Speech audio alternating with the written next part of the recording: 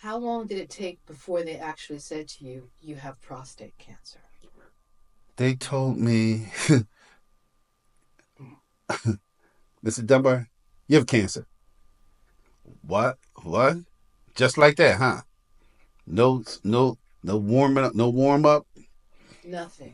no warm up. No. How you doing today, Mr. Dunbar? Is Miss Dunbar around? On the phone? This is on the On phone. the phone. On the phone. No warm up or anything. And it wasn't my doctor. It was the doctor's assistant. I said, boy, when they had bedside manner class, you just didn't take that class. Hello, and welcome to a Singularity Botanicals podcast series exploring holistic, integrative approaches to men's health through complementary alternative medicine.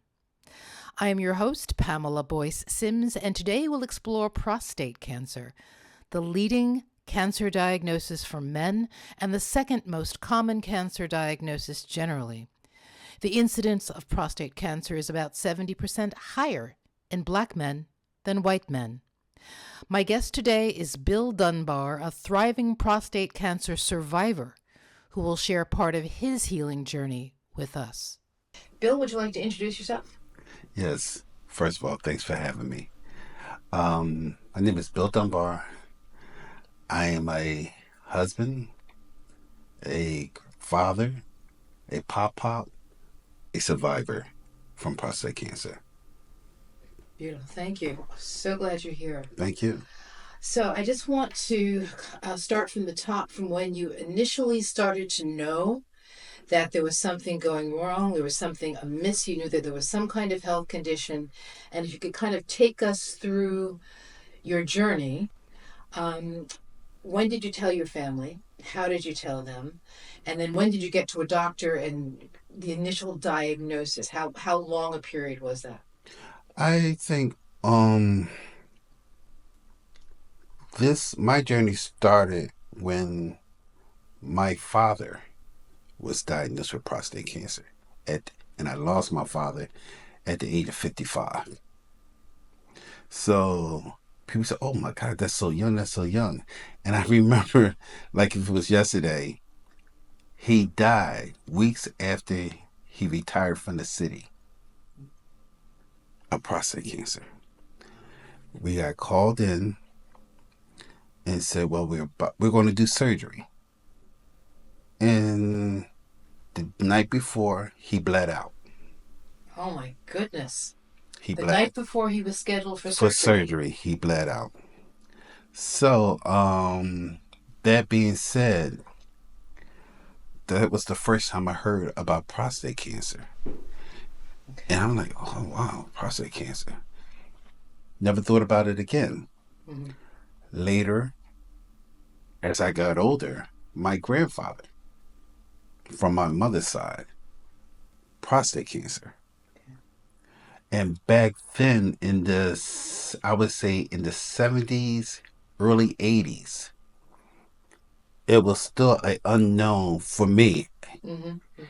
Hmm. Um, it was just a word of cancer, a part of cancer that some families have to deal with. And never thought, okay, this is the second time someone close to me that's a male, Right, right, right. prostate cancer. All right. So I started talking to different groups, and they said, well, Bill, there might be a possibility that somewhere down the line you might have prostate cancer.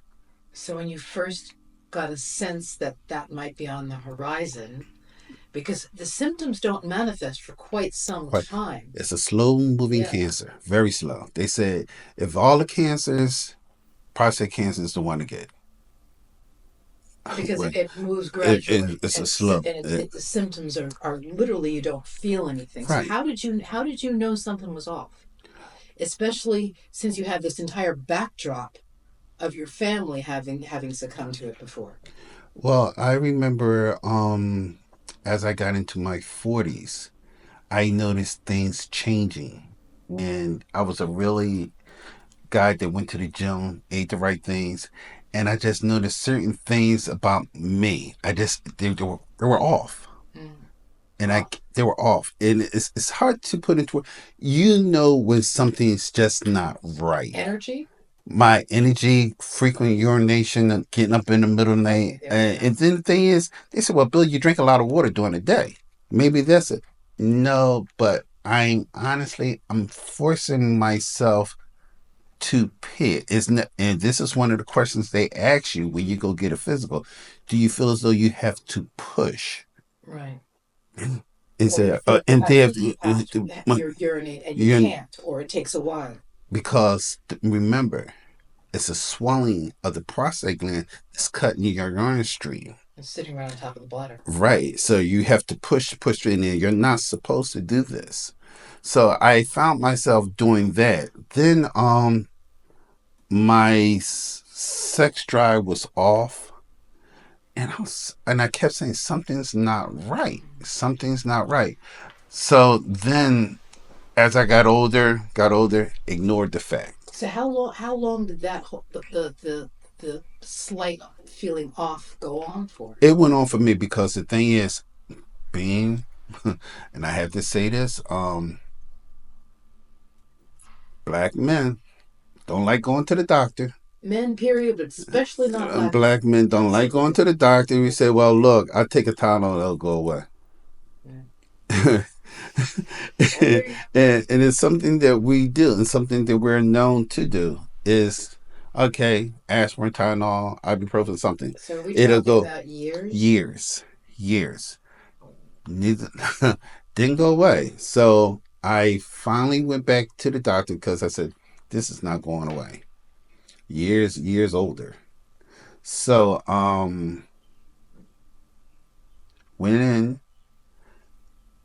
Doctor said, Bill, your prostate is swollen. We're going to keep an eye on it. Mm-hmm. They said, we're going to take a test, a PSA. Mm-hmm. All right. Say it's elevated, but we want to keep an eye on it. Did you mention this to your family at that time? No. This is totally confidential between you. Didn't say a word. So there were other issues that were coming up. And I had to say, Doc, I'm having an erection problem. And it seemed like I was more, here we go, black men worrying about the wrong thing. Well, that's still worrying about it's a concerning thing, but it's more you're worrying about the now instead of what could be happening later.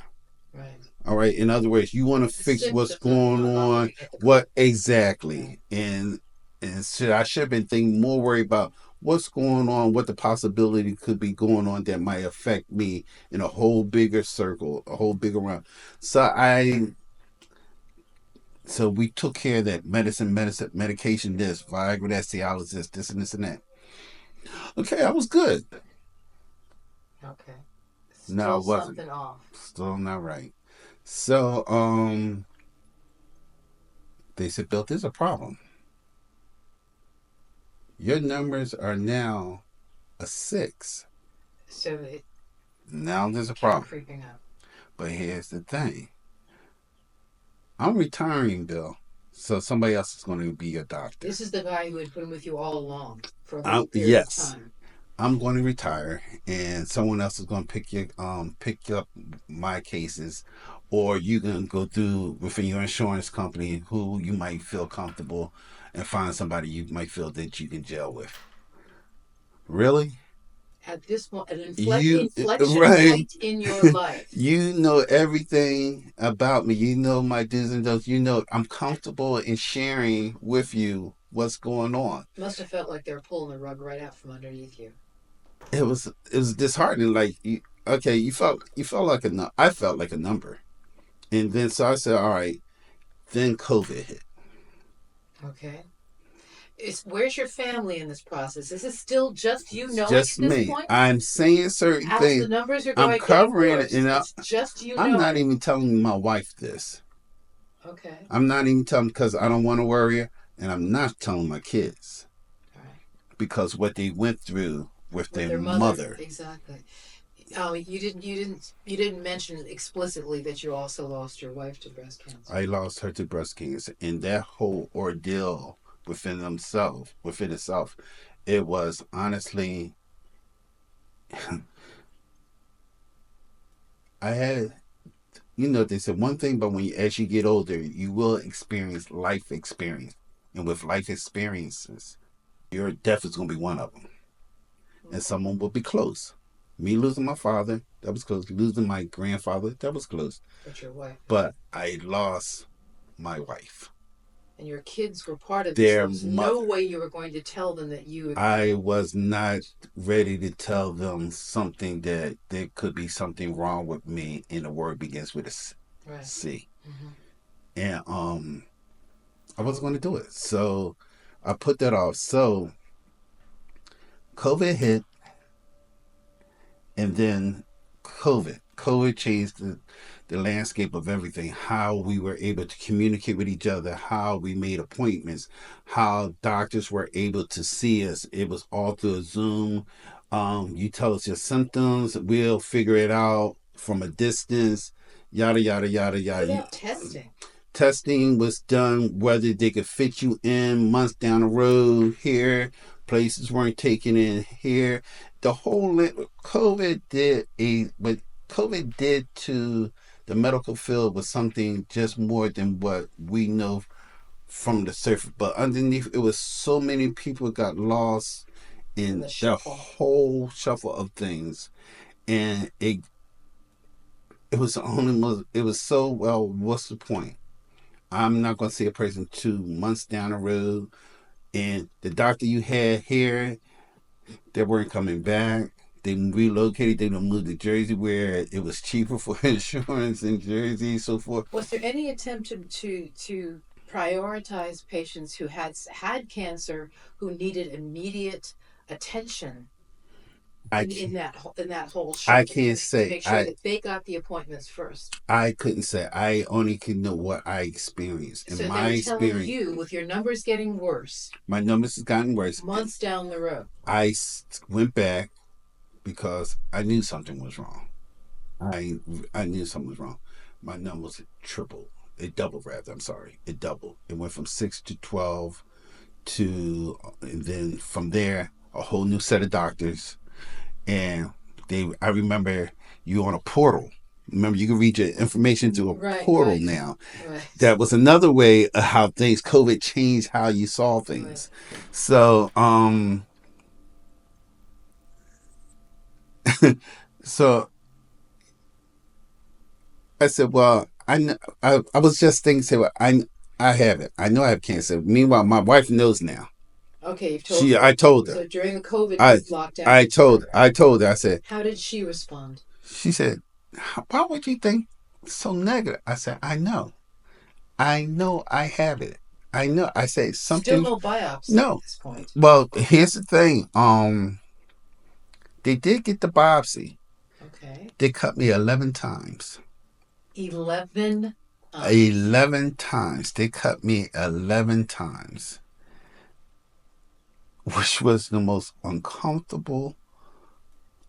But it's something that you have to go through, and this is something why men don't want to have anything to do with this. You're made right from the beginning. You're uncomfortable because the examination itself is uncomfortable. It's uncomfortable. I mean, everything that you're made to you're put in a position in which hey, I know I have to do this. It's not forever, just for now. Suck it up. Mm-hmm. So I did the biopsy. They did the biopsy, and after we're waiting. Came into the portal, and they used some scientific word. I couldn't even pronounce the word. It was so long. So she's going through her family. Her brother-in-law, who's a pharmacist, said, "What do you think this is?" And he looking at it, he said, "We don't know. The numbers dictate." I'm talking to my friends. Remember, there was 6 of us. Okay. Now these are the 6 friends that work friends that I know that I knew over 40 years. All of whom had prostate cancer. Okay. So you're discussing what this could potentially be, this undecipherable word that came through the portal, the dashboard that Mm-hmm. we all look at to get our medical information, Mm-hmm. and no information from the actual physicians at this point, and this is the middle of COVID. Right. How long did it take before they actually said to you, you have prostate cancer? They told me, Mr. Dunbar, you have cancer. What? What? Just like that, huh? No warming up, no warm up, Nothing.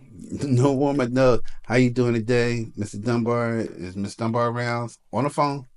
This is on the On the phone. phone. On the phone. No warm up or anything. And it wasn't my doctor. It was the doctor's assistant. I said, boy, when they had bedside manner class, you just didn't take that class. And so it goes. Prostate cancer diagnoses which completely upend men's lives are delivered with insensitive disregard by a system that lacks continuity of care. Complementary alternative medicine, including medicinal herbs and multiple healing modalities, offers effective and comprehensive support for prostate conditions and men's health.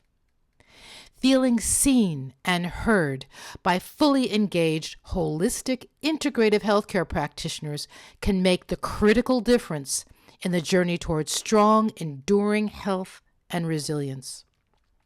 We have choices.